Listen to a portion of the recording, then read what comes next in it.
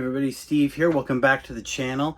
Today we're going to be looking at the next update for 10th edition with my Ultramarines. So, as I've talked about before, 10th edition has been kind of a great little boost to my hobbying because there's been so many little changes, significant changes, but little changes to the army that I've kind of had to, I've actually had to go in and kind of add stuff.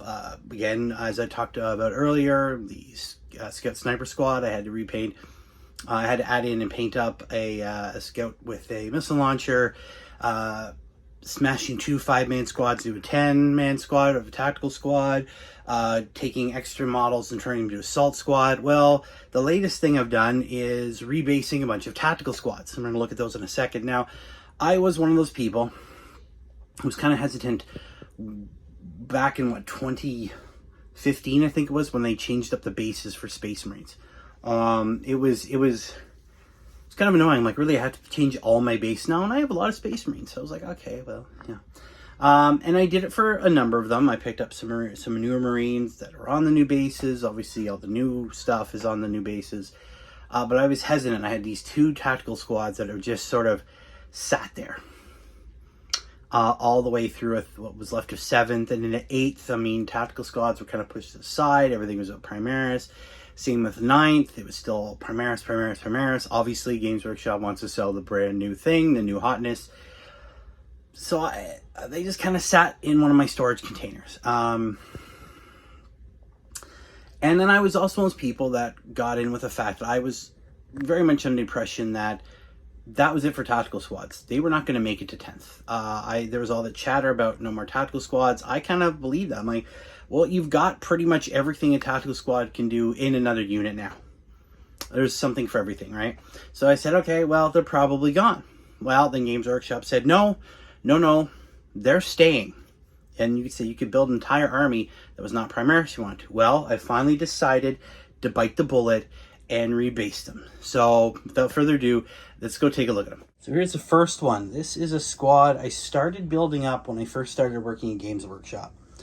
It was just another edition army. Again, it runs, this one runs a bit hot with some plasma. I got a plasma gun, plasma pistol, a Stardust chainsword, a missile launcher in there, a whole bunch of cool stuff.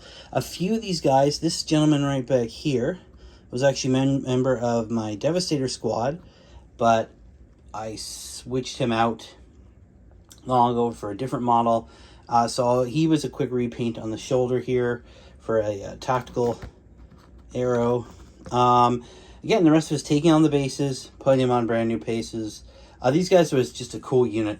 I was really, really happy with these guys. This guy's actually from one of those 5-man squads that I had originally, and decided I just could throw him in. He was, again, just a paint job on the shoulder trim here to make him 4th company like the rest of the unit. Yeah, this is really easy. Again, it was just time to do it. And this is the other squad. Now, this one took considerably longer. This is one of my favorite squads in the entire army that I have, because these guys are built up of all metal and old school. And I'm talking like 2nd edition plastic and metal, right?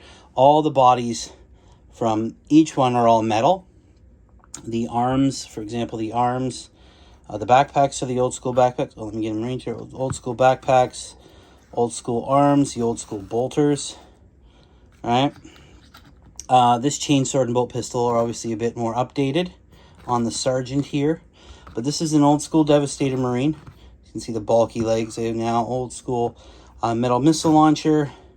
But again, old school backpack, old school arms. They actually have molded shoulder pads, these ones, the old metal ones.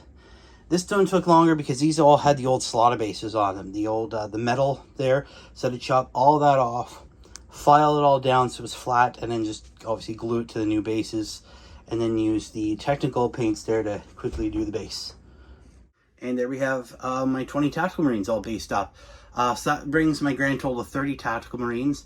While they don't have the punch that, say, the intercessor squads have with their bolter rifles, there's still a lot of firepower. There's lots of plasma in there, some missile launchers. Their ability to fall back and then shoot and charge as normal is great. I mean, tactical Marines, that's what they should be doing. It'll be great for capturing objectives, great for holding the line, great for pushing in where I need to.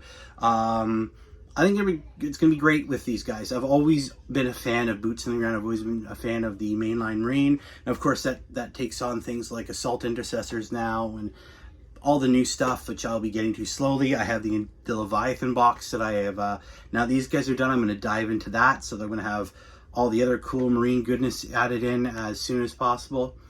Yeah, I'm really happy. I hope you guys enjoyed this. It inspires you to keep updating your armies to go along with all the new 10th edition shenanigans. As always, guys, thank you very much for watching.